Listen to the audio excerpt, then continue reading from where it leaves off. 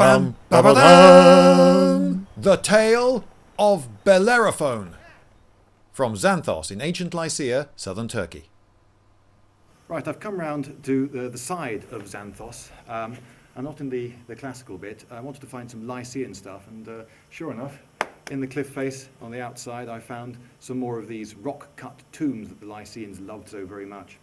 One of the reasons I'm talking to you here is that round the front, near the town, it seems to be national make as much noise as you possibly can day, and it's a lot quieter here. Xanthos is another of the major Lycian towns that, of course, goes through all the usual Persian and Hellenistic and Roman and so forth periods, much like the rest. It's associated with the big hero Bellerophon. He was another character a bit like Herakles, or Hercules, they're the same guy, although Achilles is a different guy. The local king here set him lots of next to impossible tasks. And of course, being a hero, he kept succeeding at them. And it went pretty well, actually. He ended up getting offered part of the kingdom. It didn't all go swimmingly, though. The king later then accused him of raping his daughter, but said, quite reasonably, but if you kill the monstrous chimera, we'll call it quits.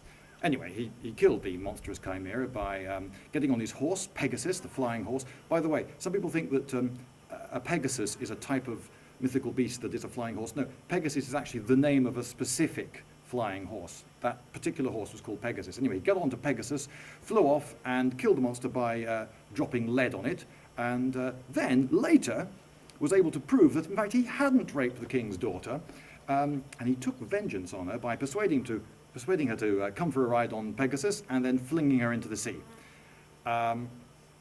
Then later, though, when he tried to fly up into heaven, the gods said, you know, we're not having this, and they flung him into the sea, and then he wandered the earth for the rest of his life as a blind cripple. So, swings and roundabouts there. Now, his grandson was called Glaukos, or Glaukos, and he pops up in the Iliad, fighting in the Trojan War, for you fans of Homer.